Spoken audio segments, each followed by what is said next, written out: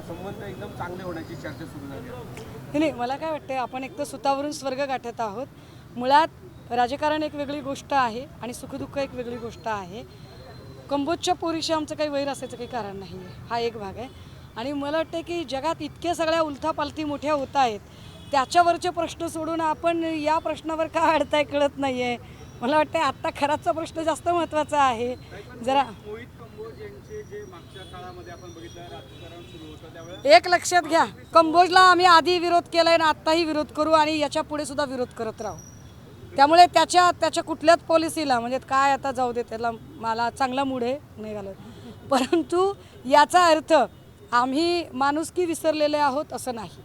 मी देवेंद्रजींवर प्रचंड टीका करत राहील, पण देवेंद्रजींची जी कन्या आहे तिच्याबद्दल मात्र माझ्या कायम सदिच्छा असतील. कारण आम्ही अत्यंत संस्कारक्षम नेतृत्वाचे धनी आहोत. आमचं नेतृत्व, आमचे कुटुंबीय यांचे संस्कार आमच्यावर फार चांगले आहेत.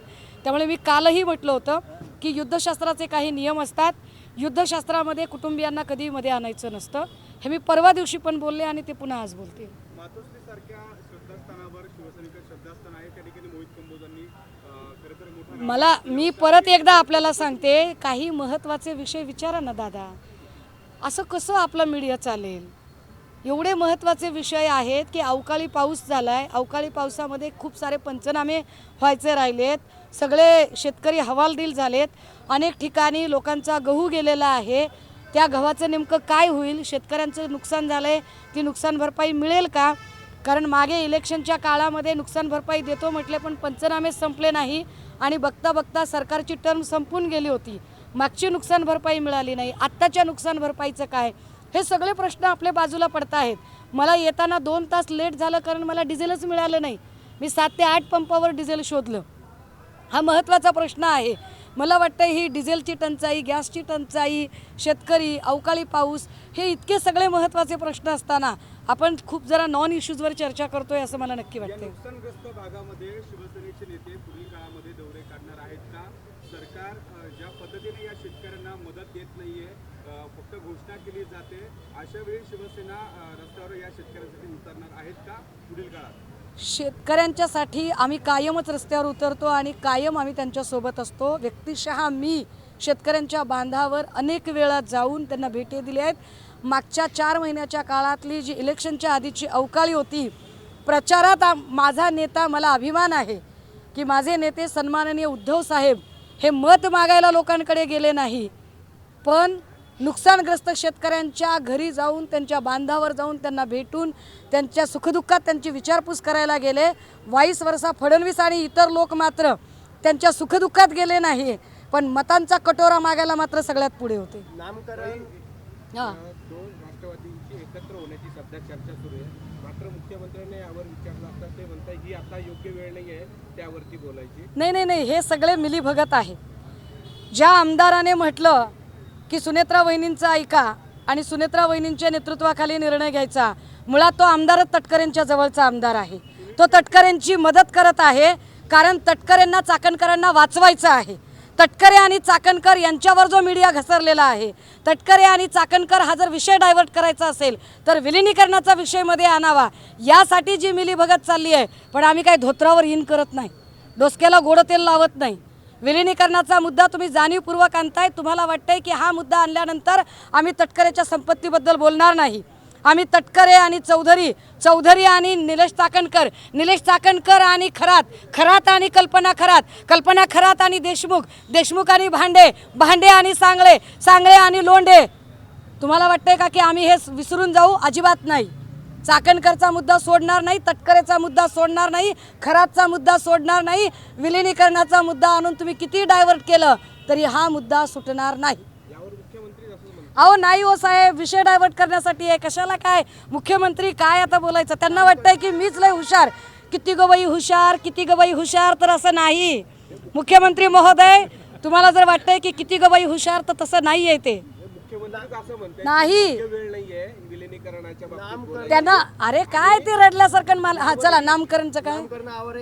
आपण केलेले सर्व आरोप फेटाळून लावलेले आहेत, माझ्या विरुद्ध षडयंत्र रचलं जाते असं त्यांनी सांगितलं. काय त्यांचं माझा बांधाला बांध आहे का?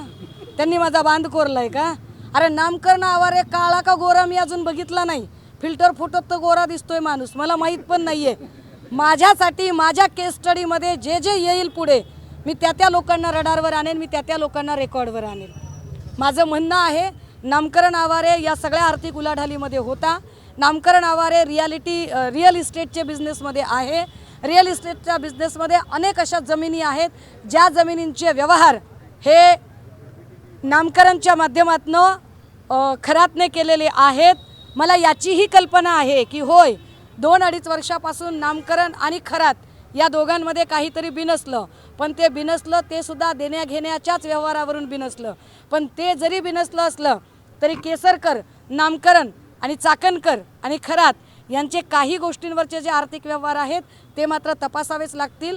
जगदंब पतसंस्थेचा तो प्रमुख आहे, स्टाईस असोसिएशनचा तो प्रमुख आहे. मला वाटते त्याच्या आधी कुणीतरी तांबे वगैरे प्रमुख होते, तांबेच्या नंतर हा माणूस आलेला आहे. त्यामुळे मी जेव्हा बोलते तेव्हा मी असं कपोलकल्पित बोलत नाही, मी काहीतरी अभ्यास करून बोलते, अभ्यास करून मांडते. माझी कुणाशीही व्यक्तिगत दुश्मनी नाही, माझं कुठल्याही खात्यामध्ये कसलंही 1 पैशाचं टेंडर नाही. मागच्या 5 वर्षातलं कुणीही CCTV फुटेज काढावं. मी मंत्रालयाकडे 5 वर्षात एका पक्षाची जबाबदार नेता असून गेल्या 5 वर्षात मी मंत्रालयाकडे साधी फिरकलेली सुद्धा नाही, कारण मला घेणं देणंच नाही या गोष्टींशी. मी जमिनी स्तरावर लढणारी कार्यकर्ती आहे. त्यामुळे नामकरण आवारेचा जर विषय आलाय तर तो रेकॉर्डवर येणारच. चंद्रकांत पाटील यांचा बंधू अशोक खरात याच्यासोबत एक फोटो हा समोर आलेला आहे. ज्यावेळेस मंदिरासाठी 1.25 कोटी रुपयाचा निधी मंजूर झाला होता त्यावेळेसचाच हा फोटो समोर आल्याची माहिती. खरात कुणाच्या अंगाखांद्यावर खेळला हेच बाहेर यावं माझी अपेक्षा आहे. केसरकर जे म्हणाले की मला एकट्याला का टार्गेट करता, जर मला मध्ये घेतलं तर मी सगळ्यांची नावं घेईल, तर मी पुन्हा केसरकरांना आवाहन करते की केसरकरांनी ती सगळी नावं घ्यावी.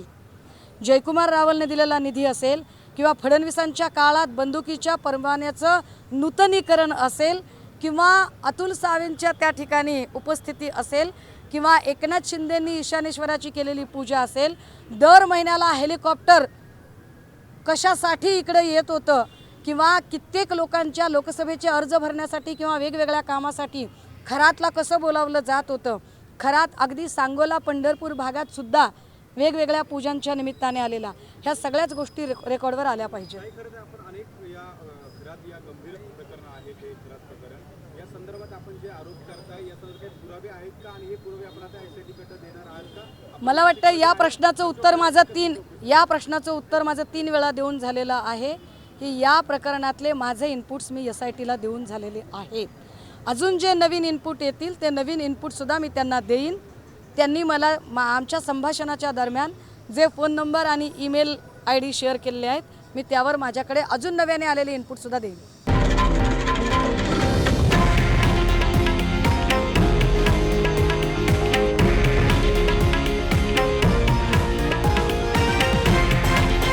हे आहे देशातील नंबर 1 न्यूज नेटवर्क आणि आपण पाहत आहात TV9 मराठी, एकमेव.